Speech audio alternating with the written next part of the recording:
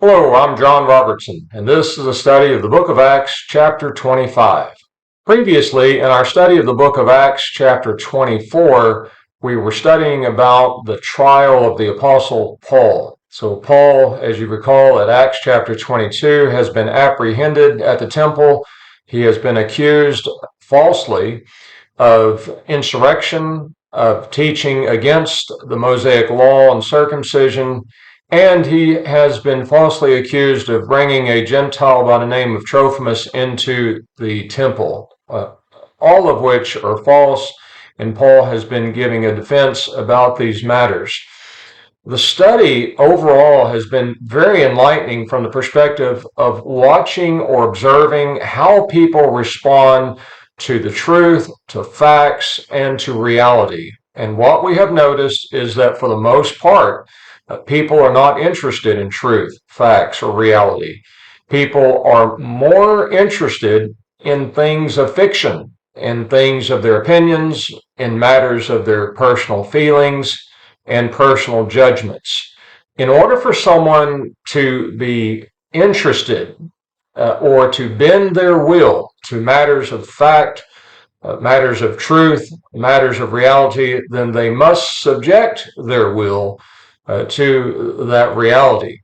And what we're seeing is that that is not what the majority of people are interested in, not only in this study of the book of Acts, chapter 22 through 25, but in the world in which we live in. And so that's why Jesus said at Matthew chapter 7 and verse 13 and 14, I believe, is where the Lord said that the way to destruction is very broad, and most people go that way. The way to righteousness is very narrow, and very few they are that go that way and find it.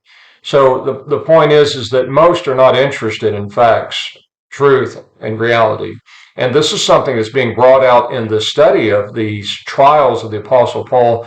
It's something that's been brought out in the entirety of our study of the book of Acts together. So from that perspective, it has been very valuable.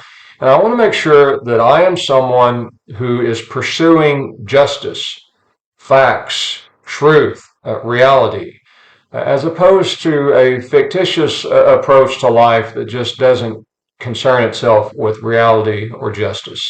Okay, so we start in our new study of Acts chapter 25.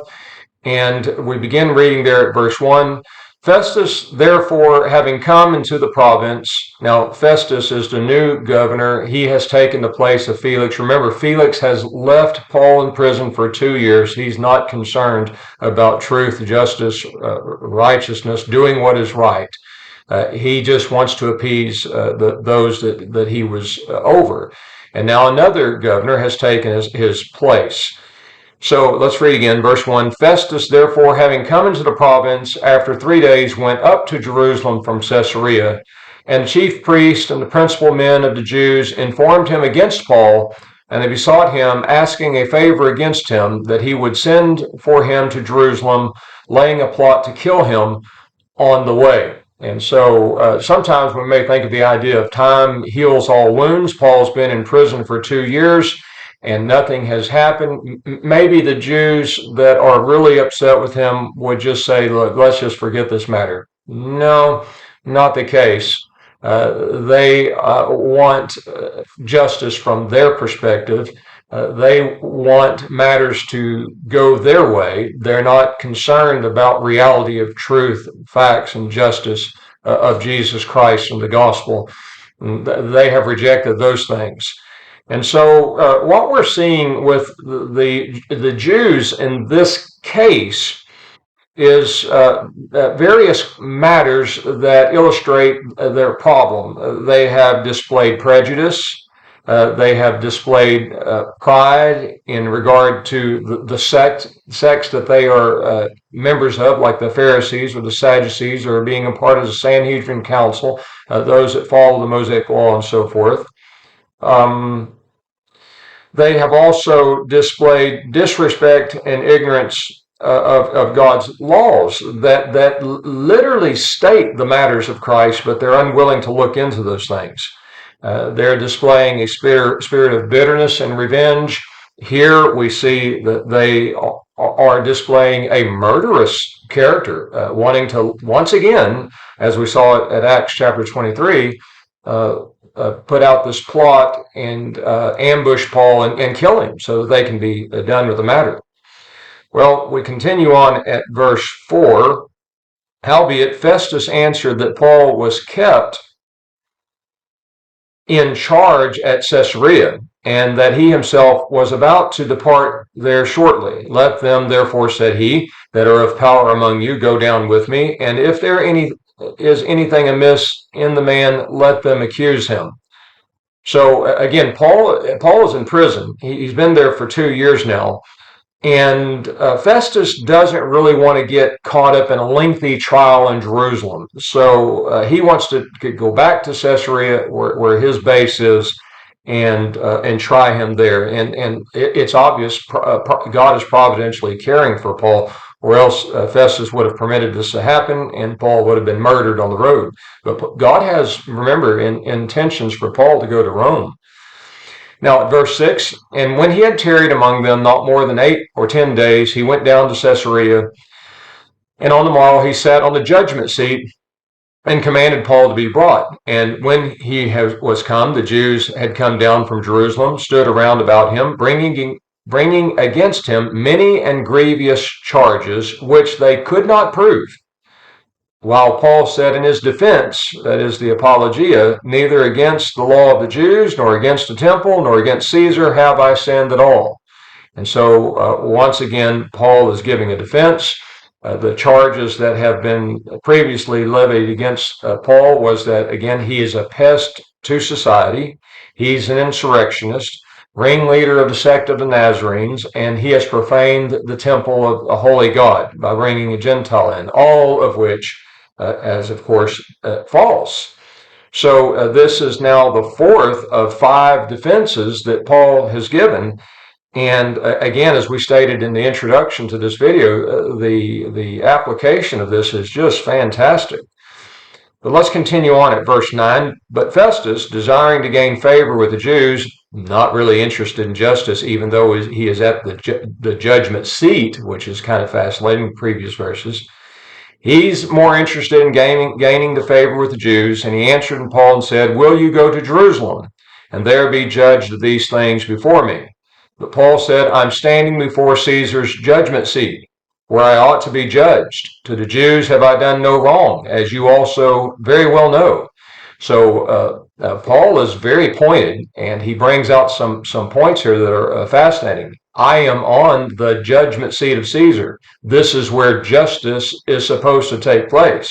You, Festus, have heard the facts of these accusations. You have heard my defense. You know very well that there is nothing I've done worthy of death. I haven't violated any laws. I've not been an insurrectionist against Rome or against Caesar. I haven't caused any troubles, and I didn't bring any Gentile into the temple. All of these things are false, and this is not worth Rome's time, as you very well know, Festus. So we continue on at verse 11, and we read there, if then I am wrongdoer, Paul says, if then I am a wrongdoer and have committed anything worthy of death, I refuse not to die. But if none of those things is true, whereof these accuse me, no man can give me up unto them. I appeal unto Caesar. Then Festus, when he had conferred with the council, answered, you have appealed unto Caesar you shall go.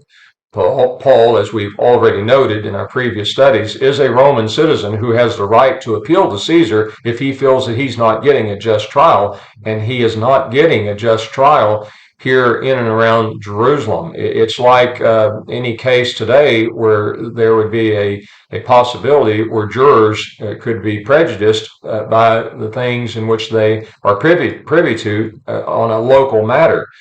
Best case scenario would be to try the case away from those that are in and live around the area that have been impacted by the case. And so Paul does that. And so let's see, the current Nero of Rome would be Nero Claudius Caesar. He reigned from AD 54 to 68. So the approximate current date would be about 60 AD. And this is the same Nero that accused the Christians of setting fire to Rome in AD 64. So you would think that even though Paul has appealed to Nero, it wouldn't appear that he would get much of a fair trial with him either. Well, we move on to verse 13. Now, when certain days were past, Agrippa the king and Bernice arrived at Caesarea and saluted Festus. I find that fascinating. They salute just like Christians salute each other. In Romans chapter 16, the first 16 verses there, we find the word salute. At Hebrews chapter 13, verse 24, we find the command to salute fellow saints. So this word salute means to bid welcome or to greet another.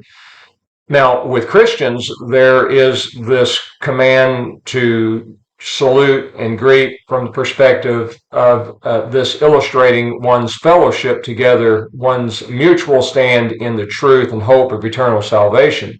With these, the Romans, they are saluting each other, greeting each other from the perspective of their mutual place among Romans. And just a little bit about King Agrippa here. We know that Herod Agrippa I had died in 44 AD. We studied that way back at Acts chapter 12. But Herod had 3 daughters, and one of which was Bernice that we're reading about here. The other 2 were Miriam and Drusilla. Herod also had one son who he also named Agrippa, and that's who we're reading about here. What's really odd is that this Agrippa and his sister Bernice are together, and according to history, the 2 had a love relationship, a sexual love relationship, even though they were brother and sister. So we move to verse 14, 25 and verse 14, we read, "And as they tarried there many days, Festus laid Paul's case before the king, saying, There is a certain man left a prisoner by Felix, about whom, when I was at Jerusalem, the chief priests and the elders of the Jews informed me, asking for sentence against him. To whom I answered that it is not the custom of the Romans to give up any man before the accused have the accusers face to face, and have had opportunity to make his defense concerning the matter laid against him."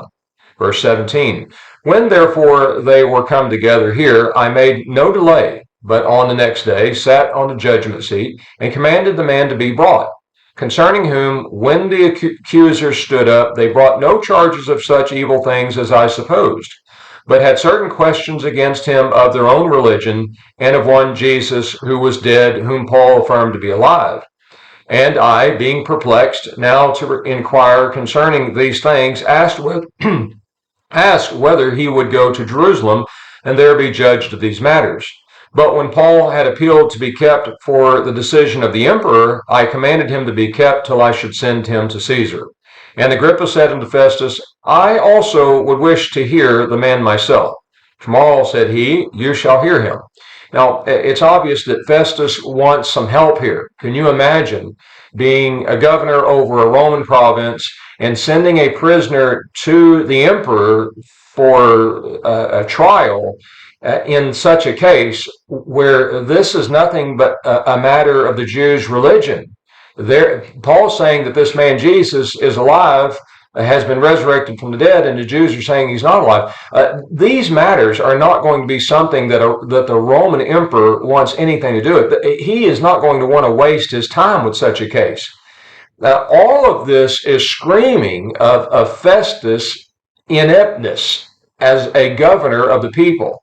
What he should do as he sits on the judgment seat is pass judgment of righteousness, justice, fairness, things of truth, matters of facts, and instead, however, he is being politically swayed by those he is governing.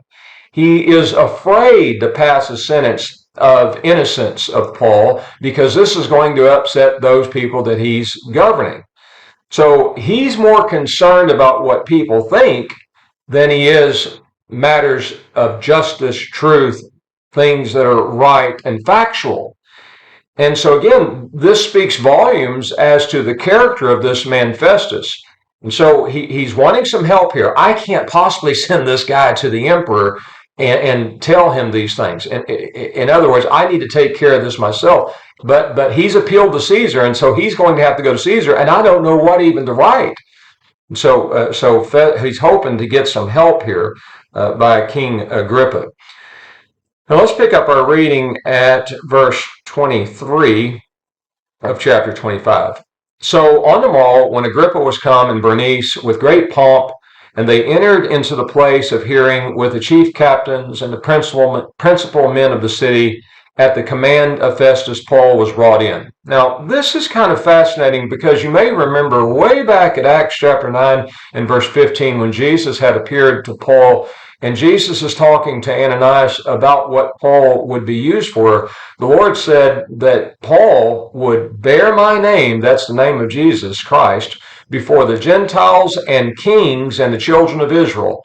So here, Paul is before all of these high-ranking officials of Rome, the chief captains, the military leaders of over 1,000 Roman soldiers, the governor of Palestine, the king and his sisters. So these are high-ranking people in Rome that the Apostle Paul is going to stand before and have an opportunity to teach the gospel, just like Jesus said. So the question is, how are they going to respond when they hear what Paul has to say? That's what this study is all about. Will they be interested in facts and truth and justice and matters of right versus wrong? Or will they, like most everybody else, just display a spirit that doesn't care? Well, let's keep reading in verse 24. And Festus said, King Agrippa, and all men who are here present with us, you behold this man about whom all the multitude of the Jews made suit against me, both at Jerusalem and here, crying that he ought not to live any longer. But I found that he had committed nothing worthy of death. And as he himself appealed to the emperor, I determined to send him, of whom I have no certain thing to write unto my Lord. Wherefore I have brought him before you, and specially before you, King Agrippa, that after examination I may have somewhat to write. For it seems to me unreasonable in sending a prisoner, not withal to signify the charges against him. I can't send this guy to the emperor and write a charge against him that there is no charge. I can't send this guy and say, Nero, this man has done nothing wrong, but I'm sending him to you for a trial. This is not going to be well for Festus, and he knows that. I need some help, Festus says. What can I write here? Well, we continue on with this study and this trial of the Apostle Paul at our next study. That ends chapter 25, and we'll move into chapter 26, and we'll see what Paul has to say to King Agrippa and these nobles. And so this one is more of a short video because, again, it's a reiteration of what we've been looking at, but we want to remember as we're looking at this, we want to observe the responses to people as they hear Paul present the facts, and their response is going to inform us as to whether or not these people are interested in matters of fact, truth, justice, righteousness, and reality. And as we said, for the most part, we've seen all along through all of Paul's trials here, starting at chapter 22, that people are nobody. In fact, we have to say that from verse 22 on to chapter 22, rather, through chapter 25, absolutely no one has been interested in the facts or the truth of the matter. So this is a problem, and this is the world in which we live in today. To find somebody that is actually interested in facts, truth, reality, justice, and righteousness, this person is very rare. And if that describes you, that means you are a very rare person, because for the most part, people are just not interested in those things. I pray God that you are, and that you will pursue truth, and that you will find the treasures of God's word, and in the end, hear those wonderful words of our Lord when he comes to judge.